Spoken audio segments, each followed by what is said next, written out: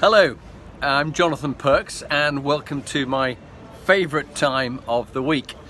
I've just competed with the Goldsmiths company in rowing down the Thames, the first time I think I've ever done that, and the weather's closing in now. Thank goodness we had no rain.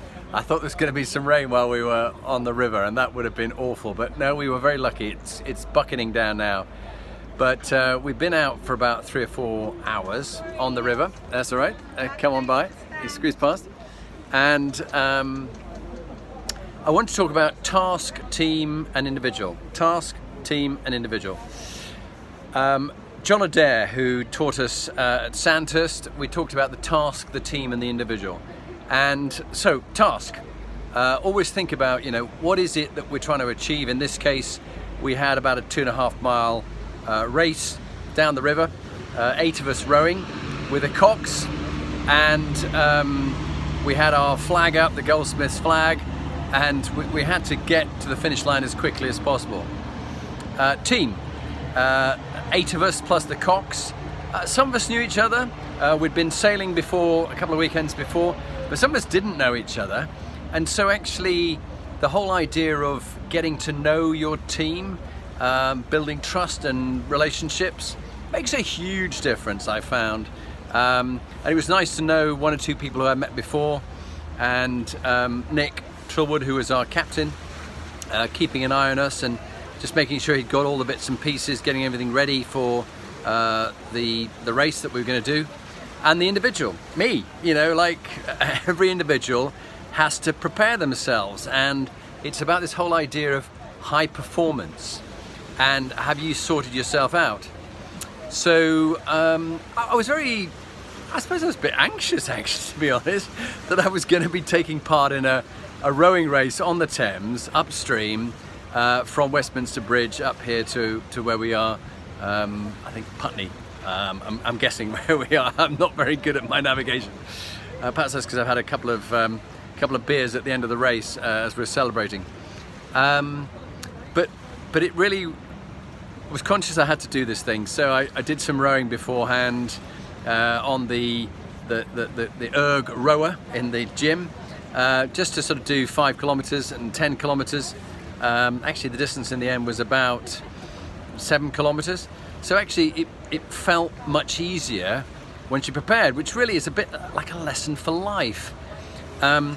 I remember when I was an army officer, we had Stormin Schwartzkopf was one of the generals that we often talked about, who was a very good leader in the First Gulf War. And he said, train hard, fight easy. So in other words, in preparing for things you get in life as a leader, you and the teams have to train almost harder than you're going to find on the day. So when you're on the day, it's much easier. It's not so difficult. So train hard, fight easy. Good tip that I have always remembered ever since. So by training and doing the preparation for it, I was feeling really good today. Also, I've been using my hidden underneath my waterproof, my Whoop strap, whoop.com, where it was recording all the sleep that I had, deep sleep, which is NREM. REM sleep, which is that sort of NREM, deep sleep, is when you're recovering, your body's getting stronger again after perhaps you've injured yourself. NREM, which is when your brain is rewiring itself, and light sleep, and then being awake. And so I kept a track of that, of what was going on, and I got myself good night's sleep beforehand, and I had good recovery. So the Whoop strap helps me understand the recovery, and I was 89% recovery, so I knew I could push myself hard today. So I had a long walk to the start of the event, did the event, but I just felt very good about myself and was well prepared. Whereas some days when I'm down at 33% recovery, have had a bad night's sleep, not enough sleep, you really know about it and you just can't perform. And it's the same at work. So task, team, individual. Back to the task. Often, are you clear about the task? Leaders make a big mistake where they think, they think that they've told everybody the mission and the outcome they want, but they often haven't. They make huge assumptions that everybody understands what needs to be done, but actually they don't. So communication's what happens at the other end, not the fact that you've spoken and you've communicated, but actually has everybody else understood what you meant? And that is the basis of many a mistake. There's that famous wartime story about the message gets passed down the trench in the First World War from officer to soldier to soldier to soldier to get to the far end. And the message is, send reinforcements, we're going to advance. The actual message that gets to the far end is send 3 and 4pence, we're going to advance. From send reinforcements, we're going to advance, to send 3 and 4pence, we're going to advance. The point is, often people get the wrong message, they don't think they know what's going on. And so remember, levels down from where you are. Don't just think that because you've communicated, everybody else understands it. Check at the level below you, and the level below that, and the level below that. And you'll often find people delete, distort, corrupt what the leader has said, and it doesn't get to the people who actually have to do the job. And they're going, why are we doing this? The why is the biggest reason. Really important. So task. Team.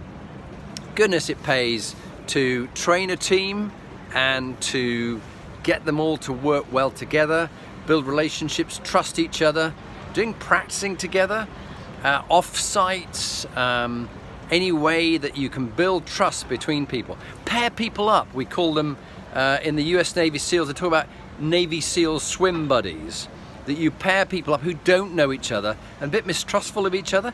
You put them together and say your task is to achieve something together, give them a set task, and get to know each other in the process. And that way, with more mutual trust, they can achieve anything. Don't work the problem, work the team. Bill Campbell, what they call the $1 trillion coach, he was the coach to both Google and also to Apple. Steve Jobs helped him become a better leader. So work the team, not the problem. Great tip. And finally, yourself, your performance and the fundamentals. Eat, so what you put into your bodies, move, sleep, focus, and then breathe.